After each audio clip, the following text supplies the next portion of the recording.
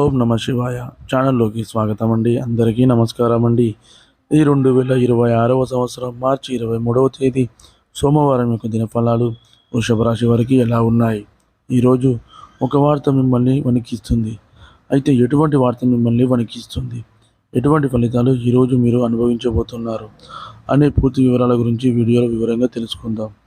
వీడియోలోకి వెళ్ళే ముందు ఫ్రెండ్స్, మాదొక చిన్న రిక్వెస్ట్ ఏంటంటే, మీరు కనుక మా ఛానల్ ఇంతవరకు సబ్స్క్రైబ్ చేసుకోకపోతే వెంటనే సబ్స్క్రైబ్ చేసుకోండి. అలాగే పక్కనే ఉన్న గంట సింబల్ మీద ఆల్ అప్డేట్స్ని క్లిక్ చేయండి. అప్పుడే మేము అప్లోడ్ చేసే ప్రతి వీడియోకి మీకు నోటిఫికేషన్ అనేది వస్తుంది. ఇక వివరాల్లోకి వెళ్తే కనుక, వృషభ రాశి వారు సాధారణంగా సమతుల్యతను కోరుకునే వ్యక్తులు. జీవితంలోని ప్రతి విషయంలో సౌందర్యం, న్యాయం, శాంతి కావాలని కోరుకుంటారు.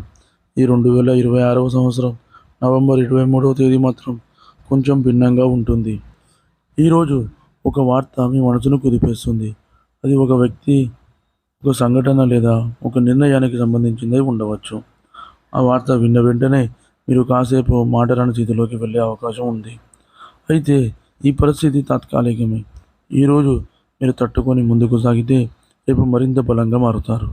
ఇక ఉదయం నుండి చూస్తే, ఉదయం సమయం నుండి మీ మనసు కొంచెం ఆందోళనగా ఉంటుంది.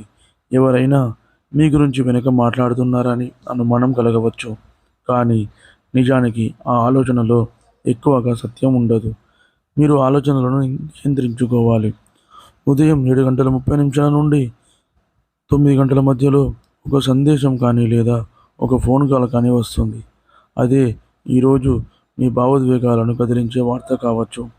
ఆ వార్త విన్న వెంటనే మనసు దిగులుగా పడిన తర్వాత అది మీకు ఒక పెద్ద అవగాహన కలిగిస్తుంది. ఈరోజు ఆఫీస్లో సహచరుల మధ్య తప్పుడు ప్రచారం తలెత్తే అవకాశం ఉంది. ఒక మాటను ఇంకొకరు వేరేగా అర్థం చేసుకోవడం వల్ల మీపై చిన్న అనుమానం రావచ్చు. మీరు వెంటనే స్పందించకుండా తప్పనిసరిగా ధైర్యంగా, శాంతంగా ఆ పరిస్థితిని ఎదుర్కోండి. వ్యాపారం చేసేవారు ఒక ఒప్పందం రద్దయిన వార్త విని కలత చెందవచ్చు. కానీ అదే సమయంలో మరొక దారిని తెరవబోయే అవకాశం కూడా ఉంటుంది.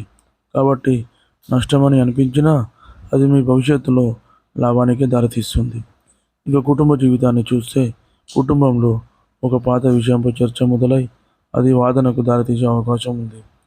ముఖ్యంగా జీవిత భాగస్వామి లేదా ప్రేమలో ఉన్న వారికి ఈరోజు భావోద్వేగపరంగా కాస్త కఠినంగా అనిపిస్తుంది. ఒక వార్త అంటే ఇక్కడ ఒక రహస్యం బయటపడడం కావచ్చు. అది మీ మనసును కుదిపేస్తుంది. కానీ నిజం బయటకు రావడం ఎప్పుడూ చెడు కాదు. అది మీ బంధాన్ని మరింత స్థిరంగా చేయడానికి అవసరమవుతుంది. ఇక సాయంత్రానికి పరిస్థితి కొంత సర్దుకుంటుంది. మీ ప్రియమైన వ్యక్తి నుండి ఒక సంతానపూర్వకమైన మాట కానీ లేదా సందేశం కానీ మీకు ధైర్యాన్ని ఇస్తుంది. ఆర్థిక పరంగా చూస్తే పెద్ద మార్పులేవి లేవు, కానీ ఖర్చులు పెరిగే సూచనలు ఉన్నాయి. అనుకోని పని కోసం డబ్బు వెచ్చించాల్సి వస్తుంది. ఉదయం వచ్చిన వార్త కూడా డబ్బుతో సంబంధం ఉన్నదై ఉండొచ్చు. ఉదాహరణకి ఒక పెట్టుబడి సమస్య లేదా బకాయి తిరిగి రాకపోవడం వంటిది అయితే భయపడకండి. ఈ పరిస్థితి తాత్కాలికమే. రాబోయే వారంలో ఆర్థిక స్థితి తిరిగి స్థిరమవుతుంది. ఈ వార్త వల్ల కలిగిన మానసిక ఒత్తిడి మీ నరాలపై ప్రభావం చూపవచ్చు. తలనొప్పి, నిద్రలేమి వంటి లక్షణాలు కనిపించవచ్చు. కాబట్టి ప్రశాంతంగా ఉండడానికి ప్రయత్నం చేయండి. నీళ్లు ఎక్కువగా తాగండి. ధ్యానం చేయడం అవసరం. సాయంత్రం వేళ మీకు ఇష్టమైన సంగీతం వినడం లేదా ఒక మంచి సినిమా చూడడం ద్వారా మనసును ప్రశాంతంగా ఉంచుకోండి. ఈరోజు మీకు శుక్రగ్రహం ప్రభావం అధికంగా ఉంటుంది. అందుకే సౌందర్యం, కళలు, భావోద్వేగాలు ఎక్కువగా బయటపడతాయి. ఉదయం ఒక తులసి చెట్టుకు నీళ్లు పోయడం లేదా లక్ష్మీదేవికి పూజ చేయడం చాలా మంచిది. పగటిపూట ఓం శుక్రాయ నమః అనే మంత్రాన్ని 16 సార్లు జపిస్తే మనసు ప్రశాంతంగా ఉంటుంది.